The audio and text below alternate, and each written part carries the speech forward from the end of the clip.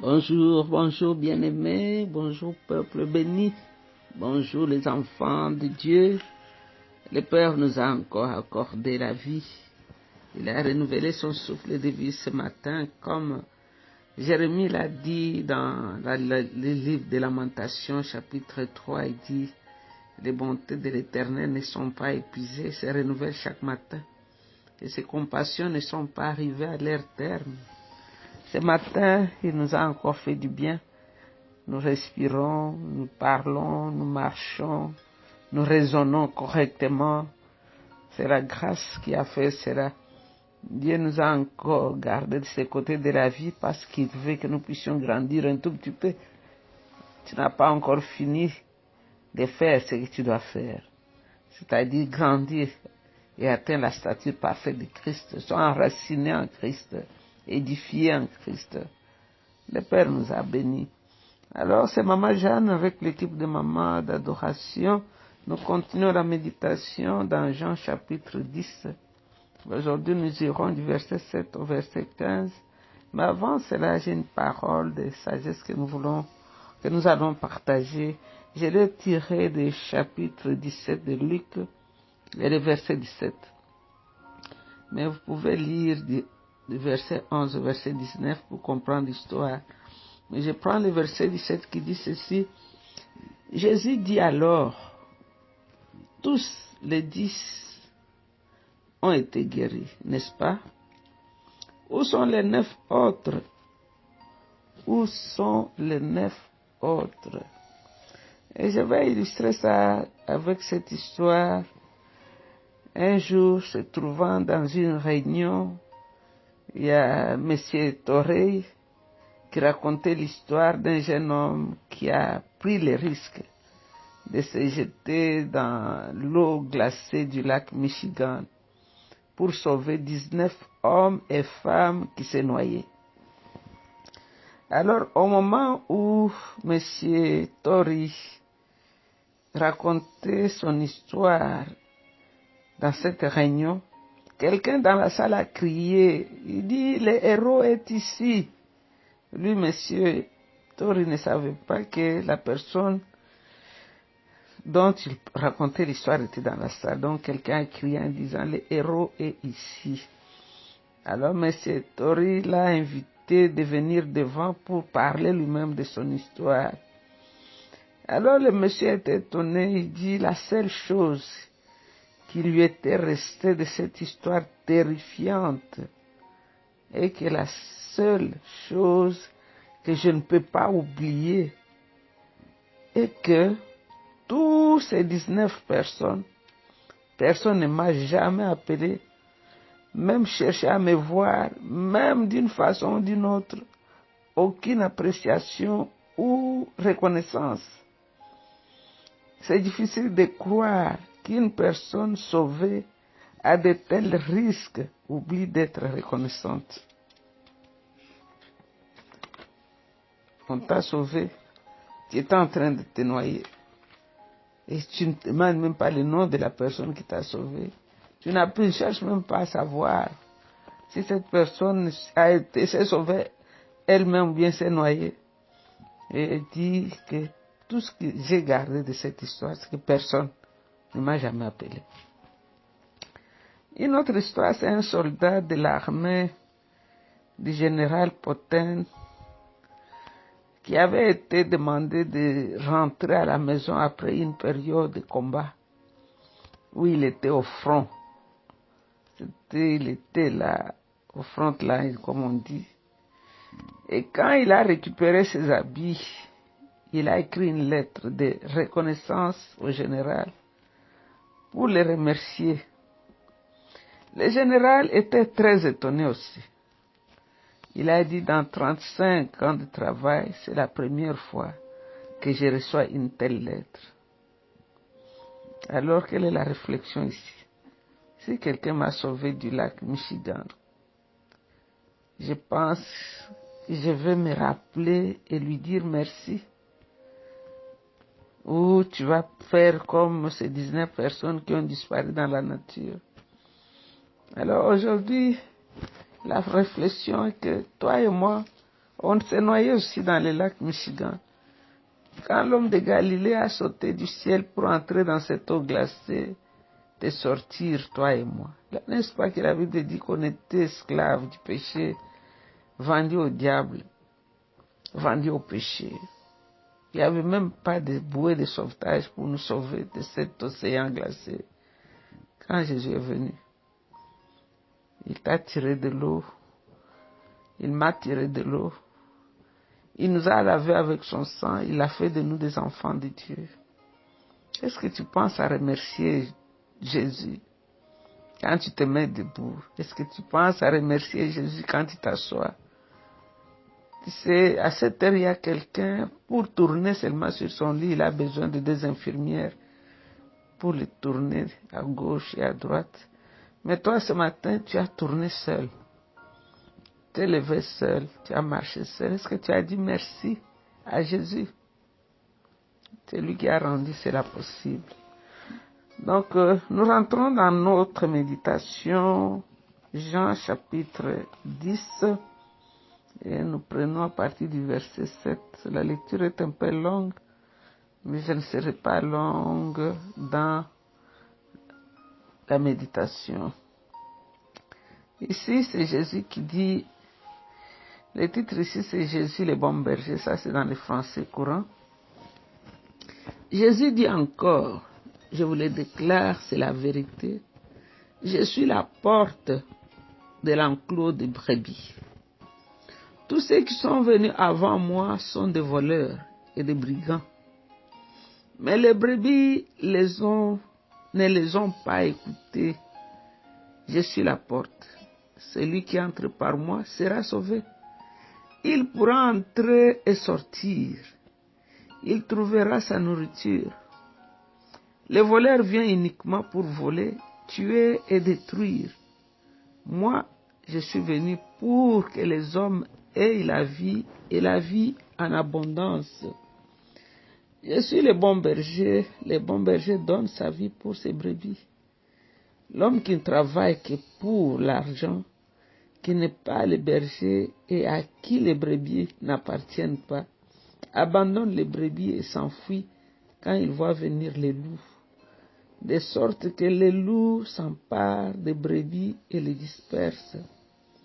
Il s'enfuit parce qu'il ne travaille que pour de l'argent et ne se soucie pas des brebis. Je suis le bon berger.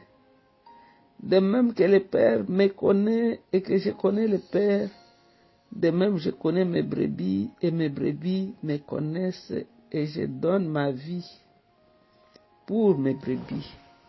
Et je donne ma vie pour mes brebis. Ça, c'est notre Seigneur qui parle ici.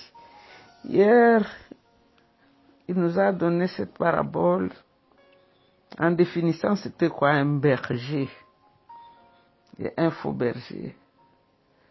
Il parlait aux pharisiens, aux juifs qui étaient là-bas, qui connaissaient c'est quoi les bergers. Ces gens, c'était des bergers d'Israël, comme nous l'avons vu hier, mais qui n'ont pas été capables de prendre soin de ces brebis comme le Seigneur les avait placés en charge de ces brebis-là. Alors ici, aujourd'hui, Jésus lui-même se pointe, il dit, moi je suis le bon berger. Si on compare les autres bergers à Jésus, lui-même dit, je suis le bon berger. Parce qu'il dit, moi je connais mes brebis, et mes brebis me connaissent. Et puis il dit, je suis la porte par laquelle les brebis entrent et sortent aussi. Vous savez, une porte, c'est la seule pièce de la maison qui te fait entrer, qui te fait sortir. La porte peut lire ce qu'il y a à l'intérieur, et la porte peut aussi lire ce qu'il y a à l'extérieur. La porte, quand elle voit les dangers, se ferme pour que les brigands n'entrent pas. La porte, Jésus ici dit, moi je suis la porte. Il est la seule porte qui nous conduit au ciel. Il est la seule porte qui nous conduit au Père. Il dit, moi je connais mes brebis et mes brebis me connaissent de la même façon que je connais mon Père et que mon Père me connaît. Et nous savons comment le Père connaît Jésus. Le père s'est frappé la poitrine, il a dit, celui-ci est mon fils bien-aimé en qui j'ai placé toute mon affection. Ça, c'est un père qui connaît son fils. Et quand nous lisons dans les Écritures, Jésus dit, son père lui a remis tout pouvoir entre ses mains. Il dit, parce que moi j'aime mon père et je fais ce qu'il me dit de faire. Donc Jésus aime tellement son père, il connaît tellement son père et son père connaît tellement Jésus qu'il lui a remis tout entre ses mains. Et Jésus dit que c'est de la même façon que moi aussi j'aime mes brebis. Ce matin, toi qui désespères, toi qui te lamentes, qui tourne les regards inquiets, écoute les paroles du bon berger. Il dit de la même façon que mon père me connaît il-même, c'est comme ça aussi que j'aime et que je connais mes brebis. Ils entendent ma voix et ils me suivent.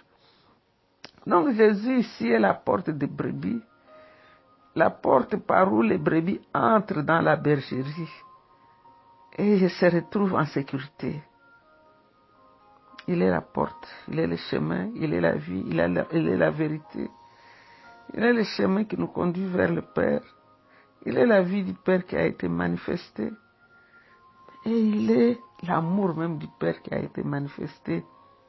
Il dit, tous ceux qui sont venus avant moi sont des voleurs et des brigands. Ici, ce n'est pas que Jésus considère tous les prophètes de l'Ancien Testament comme des brigands, non. Ici, il parle de ces gens-là qui sont là devant lui, qui les regardent, les pharisiens, tous ces scribes, ces gens méchants qui sont là, qui travaillent que pour leur propre ventre, qui travaillent pour leur propre intérêt. Ce sont des travailleurs. Ils cherchent leur honneur au lieu de chercher l'honneur de Dieu. Ils sont là comme un mur en péchant. C'est comme Jésus a dit quelque part, vous êtes là à la porte. Ceux qui veulent entrer, vous ne voulez pas leur faire entrer. Vous-même, vous n'entrez pas. Ce sont des brigands, ce sont des voleurs. Ils travaillent pour un salaire. Vous savez, même dans nos églises, il y a des gens qui travaillent pour le salaire. Quand il n'a pas d'intérêt, il ne vient pas à l'église. Quand il n'est pas reconnu, il abandonne ce ministère pour un autre. Ce sont des gens qui travaillent pour un salaire. C'est ce qu'Abraham a dit à ceux qui l'accompagnaient à Morija. Il a dit, vous et l'animal, vous restez ici. Moi et l'enfant, nous montons pour adorer. Parce qu'aller adorer, c'est pour les enfants, ce n'est pas pour les travailleurs. Les travailleurs cherchent la reconnaissance, les travailleurs cherchent les salaires. C'est-à-dire, si Abraham avait commis l'erreur de monter avec les travailleurs, ils étaient capables de tuer Abraham quand ils l'ont vu attacher l'enfant pour le mettre sur l'autel. Ici, Jésus dit, quand les travailleurs voient les mercenaires, voient les loups qui viennent, ils fuient. Parce qu'il s'est dit, je vais sauver ma peau, je ne peux pas me sacrifier pour ces animaux. Mais Jésus, lui, se met au devant pour arracher la brebis dans la bouche, dans la gueule du lion et la sauver. C'est ce que David a défini, le bon berger, dans le psaume 23. Jésus dit, je suis la porte. Nul ne peut entrer au ciel sans passer par Jésus. Jean 14, 6 nous dit cela. Nul ne peut être sauvé en dehors de Christ. Donc il n'y a pas une autre voie. Il est la seule porte. Les faux bergers sont des voleurs. Ils viennent pour nuire. Ils sont semblables aux loups eux-mêmes, habillés en vêtements d'agneau. Et quand ils vous mettent dans leur poche pour les servir, et au lieu de servir le Seigneur. Nous les voyons beaucoup aujourd'hui, tous ceux qui s'appellent des faux prophètes. Il te dit, donne-moi tout ton argent, je vais aller prier pour toi à la montagne. Ne t'occupe pas de tes parents, ce sont des sorciers. Ta maman est la sorcière, ton papa est le sorcier. Envoie-moi ton argent, surtout ici à l'étranger, nous voyons beaucoup de ces choses-là. Les gens qui ont leurs prophètes en Afrique, au lieu de donner l'argent, son père est malade, il envoie tout ce qu'il a au prophète. Parce que le prophète va aller à la montagne. Mais cette maman-là qui t'a gardé dans son ventre pendant 9 mois, quelqu'un d'autre te dit c'est un sorcier, tu crois aussi. Voilà les brigands que Jésus appelle les brigands. Mais Jésus dit, le vrai berger vient au devant des brebis, des croyants, pour qu'ils aient la vie et qu'elle ait la vie en abondance. Pendant que le faux berger apporte la mort. Les vrais bergers donnent la vie. Cette vie est éternelle. Elle commence au moment où l'on croit et ne prendra jamais fin. La vie que Jésus donne est une vie spirituelle. Oh, la vie que Jésus donne, je ne la connaissais pas. Tout sur mon chemin rayonne, depuis qu'il conduit mes pas. Jésus dit, je suis le bon berger. Le bon berger aime son troupeau. Alors nous voyons ici que même dans le temps passé, le temps de la Bible, les bons bergers n'avaient pas l'habitude même de sacrifier leur vie, mais Jésus lui dit, ma vie je donne. Il a donné sa vie pour toi. Tu as de la valeur, tu es la prunelle de son œil. Tu comptes beaucoup aux yeux de Dieu. Tu as de la valeur, tu as du prix. Ne te laisse pas mépriser, ne permets à personne de te regarder d'en bas comme ça, de te mépriser. Tu appartiens à Dieu. Tu as existé dans la pensée de Dieu avant que le monde commence. Dieu t'a créé avec un objectif, avec un but. C'est pourquoi tu as tellement de valeur que Dieu a envoyé son propre Fils pour venir te sauver. Chercher dans la boue du péché, te laver avec son propre sang et faire de toi un enfant du royaume. Jésus a dit, le bon berger connaît ses brebis. Et les brebis aussi les connaissent en retour. Le Seigneur connaît ce qui lui appartient. Donc il n'y a rien de toi qui est caché à Jésus. Il connaît même la pensée de ton cœur que tu n'as pas encore exprimée. Il te connaît mieux que n'importe qui. Jésus dit, il connaît son troupeau. Donc il y a une relation intime entre les troupeaux et les bergers ici. Il dit, comme Dieu me connaît, moi aussi je vous connais intimement. Il y a l'intimité entre le Seigneur et son troupeau. Donc ce matin, le Saint-Esprit va continuer à te parler. Ouvre ton cœur, laisse-toi aimer par Jésus. Il t'aime, reçois son amour, c'est gratuit. Ce n'est pas parce que tu traverses des moments difficiles que cet amour a diminué. Ce n'est pas parce que tu as des points d'interrogation sans réponse que cet amour a changé. Ce n'est pas parce que ton cœur bat, tu as un problème qui n'a pas encore été résolu, que l'amour de Dieu a diminué. Il dit, je t'aime d'un amour éternel et je suis le bon berger. Le bon berger donne sa vie pour ses brebis. David a dit au roi Saül, il dit, moi quand je suis avec les brebis et quand les lions venaient, je courais pour arracher la brebis qui était dans leur bouche. C'est sûr que parfois il rentrait avec des petites griffes sur son corps, mais sa joie était qu'il a récupéré la brebis qui était dans la bouche du lion. C'est ça Jésus. Il a donné sa vie. Il a les marques de clous dans ses mains. Il a les marques de clous dans ses pieds. Il a eu cette couronne d'épines sur sa tête pour toi et pour moi.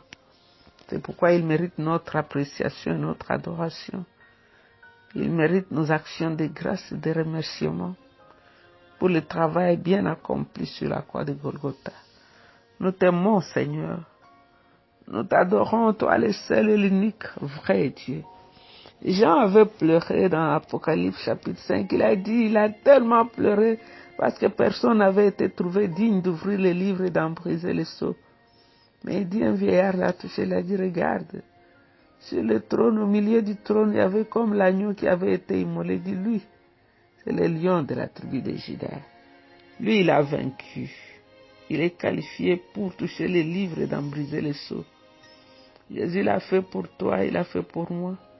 Adore-le, dis-lui merci d'avoir déchiré les actes dont les ordonnances nous condamnaient.